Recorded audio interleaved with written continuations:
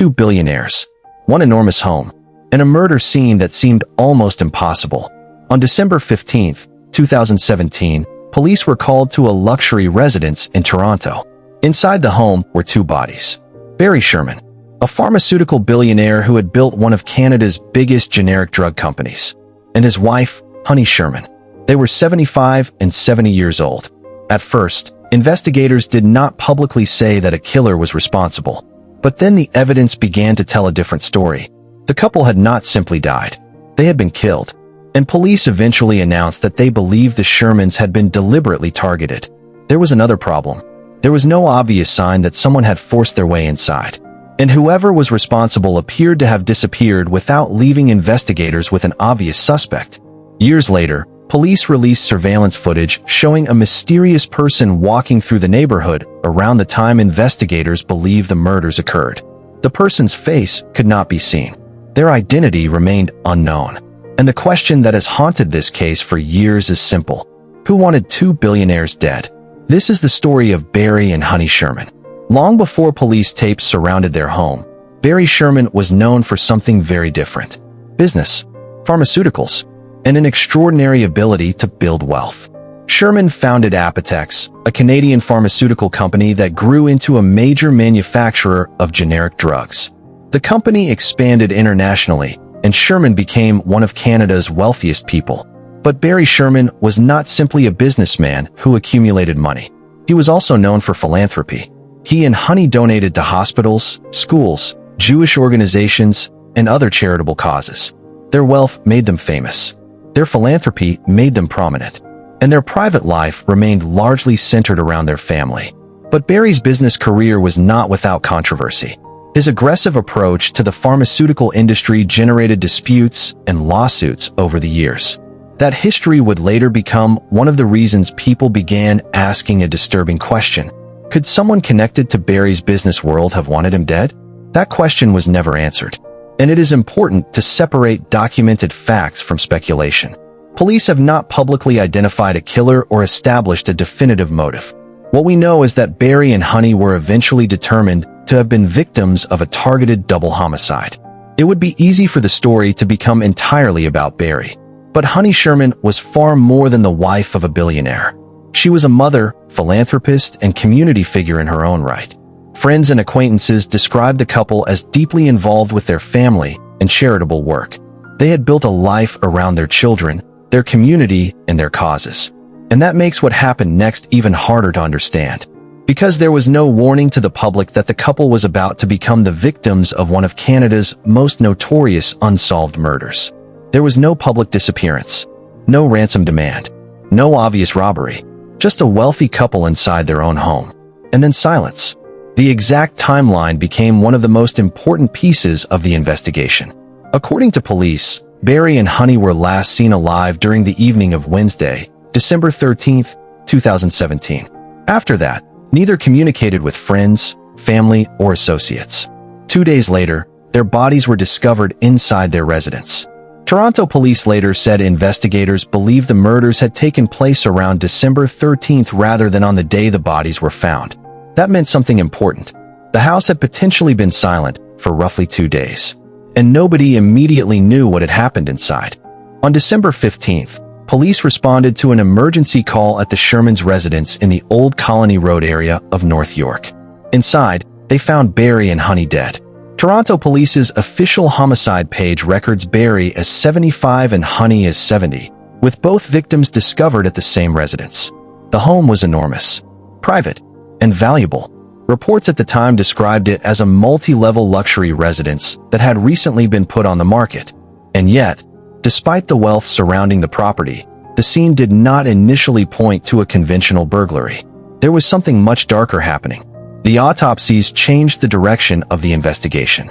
Both Barry and Honey had died from what police described as ligature neck compression. In other words, their deaths involved pressure around the neck from a ligature. But the investigation still had a major question to answer. Was this murder? Was it a murder-suicide? Or was something else happening? Police initially treated the deaths as suspicious while they worked through the evidence. Then, after weeks of investigation, Toronto police announced that the Shermans were victims of a double homicide. and investigators said something else. They believed the couple had been targeted. That changed everything. Because if Barry and Honey were targeted, someone had chosen them. Someone had entered their world. And someone had a reason. But what was that reason? One of the most unsettling details was the condition of the property. Police said there were no signs of forced entry at the home's access points. That didn't mean investigators knew how the killer entered. It simply meant there was no obvious smashed door or broken window explaining the crime. And that created another mystery. If an outsider had entered the home, how did they get inside? If the killer was known to the couple, why? And if the person was already inside, how did they leave without immediately attracting attention? These were questions investigators had to work through. And the lack of an obvious forced entry point became one of the most discussed details surrounding the case. Toronto police spent weeks searching the property and reviewing evidence. Investigators collected a huge amount of material. Contemporary reporting said police gathered close to 150 bulk or packaged items, reviewed terabytes of security video, and interviewed more than 100 witnesses. The scale of the investigation reflected the scale of the mystery. This wasn't an ordinary homicide investigation. The victims were among Canada's wealthiest people. Their home was enormous. Their business history was complicated. Their social circle was extensive. And their deaths had immediately generated speculation. Police had to separate what could be proved from what people merely believed. That distinction would become crucial. Barry Sherman had spent decades building Apotex. His business dealings had generated both enormous success and significant conflict. There were lawsuits, business disputes, competitors, and people who had disagreed with him. But none of that, by itself, proves that any particular person was responsible for the murders. Police have never publicly established a definitive motive. And that is where this case becomes dangerous for storytellers. There are countless theories online. Some point toward business. Others focus on family. Others suggest financial motives. But a theory is not a conviction. A suspicion is not proof. And the person responsible for the murders has never been publicly established by police. So instead of choosing a theory for you, we're going to follow what investigators actually know. For years, the case seemed to go quiet. Then came one of the most intriguing developments. In December 2021, Toronto police released surveillance footage showing a person walking through the neighborhood around the time investigators believed Barry and Honey were murdered. Police classified that person as a suspect. But there was a problem. The camera did not provide investigators with a clear face. The person was wearing clothing that obscured their identity, and police could not publicly establish who the individual was. Instead, investigators asked the public to focus on something unusual: the person's walk, their gait. Police estimated the person's height at roughly 5 feet 6 3/4 inches to 5 feet 9.5 inches. And investigators said the person's presence in the neighborhood aligned with the time period in which they believe the murders occurred. Imagine seeing the footage. A quiet winter neighborhood. Snow. Darkness. And somewhere in the distance, a person walking. Apparently ordinary. Except investigators believe that person may know something about the murders of 2 billionaires. Police did not publicly say that the person seen in the footage was the killer. They called the individual a suspect. That distinction matters. Investigators said the person's purpose in the neighborhood was unexplained, and they appealed directly to the person to come forward. Nobody publicly stepped forward to claim responsibility. Nobody was charged, and the mystery deepened. Who was the person? Why were they there? Were they connected to the Shermans? Were they simply an innocent person who happened to be walking through the neighborhood? Or did they know something investigators desperately needed to learn? We don't know, and neither should a documentary pretend otherwise. The Sherman family refused to let the case disappear.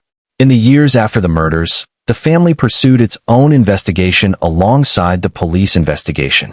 Eventually, the reward for information leading to an arrest and conviction grew dramatically. $35 million. Think about that number. $35 million. An amount large enough to change someone's life forever. All for one thing. Information. Someone knows something. Someone may have seen something. Someone may know who entered that house. Someone may know why Barry and Honey were targeted. But despite the extraordinary reward, no killer has been brought to justice. The Sherman case has generated enormous speculation. Some theories focus on Barry's business dealings. Others focus on money.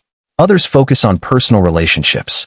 And some theories attempt to connect several different pieces of the Shermans' lives. But there is a line we have to draw. There is no publicly established evidence proving that a particular business rival, family member, or associate ordered the murders. There is also no public conviction. The only safe conclusion is the one investigators have given us. Barry and Honey Sherman were victims of a targeted double homicide. Someone killed them, and that person has not been identified publicly. The passage of time is one of the biggest enemies in any murder investigation. Memories change. Evidence becomes harder to interpret. People move. Technology changes. And witnesses who once remembered small details may no longer remember them the same way. The Sherman investigation also had another enormous challenge. The case generated an extraordinary amount of public speculation. Investigators had to separate useful information from rumors. They had to determine which theories were supported by evidence. And they had to protect the integrity of the investigation. That is why the absence of an arrest does not necessarily mean investigators stopped working. Toronto Police's official case page continues to list the homicide and asks anyone with information to contact investigators. There is another eerie detail surrounding Barry Sherman. Because of the nature of his business career, he was familiar with conflict. He had spent decades fighting in the pharmaceutical industry, and according to reporting about his life, Sherman had even contemplated the possibility that someone might want him dead. But knowing that danger exists is very different from knowing when it is coming. On December 13, 2017, Barry and Honey returned home. They had no idea that their final hours were approaching. And sometime after they entered that house, something happened. Something that investigators have spent years trying to reconstruct. Picture the house. A luxury residence. Quiet. Private. The kind of place where you would expect to feel safe. Barry and Honey were home. Their lives appeared normal.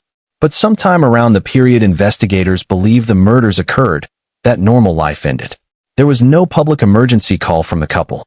No opportunity to explain what happened. No final interview. No confession from a killer. Only a crime scene waiting to be discovered. And 2 days later, the police arrived. Years have passed. The Shermans are gone. Their home is gone. But the investigation remains one of Canada's most famous unsolved double murders. The Toronto Police Service still lists the case. The suspect footage remains part of the public appeal, and the family continues to seek answers. There has been no courtroom verdict, no convicted killer, no final explanation, only questions. Let's separate fact from theory. We know Barry Sherman was 75. We know Honey Sherman was 70. We know they were found dead inside their Toronto residence on December 15, 2017. We know post-mortem examinations determined their cause of death was ligature neck compression. We know Toronto police eventually classified the deaths as a double homicide. We know police said they believed the couple had been targeted. We know police said there were no signs of forced entry. We know investigators later released surveillance footage of a person they classified as a suspect. And we know nobody has been publicly charged with their murders. Everything beyond those established facts must be treated carefully. Because the greatest mystery in this case isn't what the internet thinks happened. It's what investigators still cannot prove. 2 people entered their home. 2 people never left alive. And somewhere between those 2 moments is a story that investigators still haven't completely reconstructed. Barry Sherman built a pharmaceutical empire worth billions. Honey Sherman devoted much of her life to family, community, and philanthropy. They had wealth. They had influence. They had a beautiful home. But none of that could protect them from someone who wanted them dead. Years later, there is still no public answer to the biggest question. Who killed Barry and Honey Sherman? And perhaps even more importantly, why? A mysterious figure was caught on camera. A $35 million reward was offered. Investigators followed thousands of pieces of evidence. And still, the case remains unsolved. If you were investigating this case, what would you focus on? The business connections? The timeline? The mysterious person caught on camera? Or something else entirely? Tell me your theory in the comments. But remember, a theory is not the same thing as evidence. If you enjoyed this documentary, subscribe to the channel and turn on notifications. Because there are cases where the truth is hidden for years. And sometimes, the smallest detail is the one that finally breaks everything open. Until next time, stay curious, stay careful, and never mistake a mystery for an answer.